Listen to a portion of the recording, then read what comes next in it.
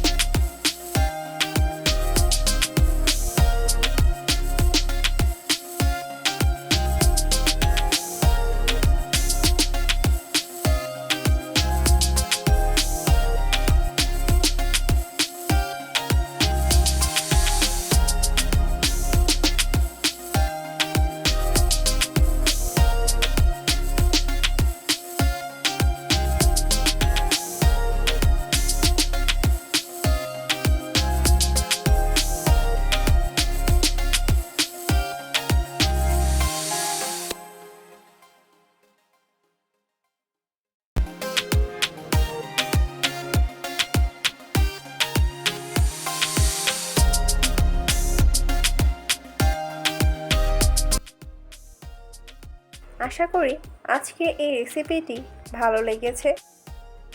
সবাই অনেক ভালো থাকবেন, সুস্থ থাকবেন। আল্লাহ হাফেজ।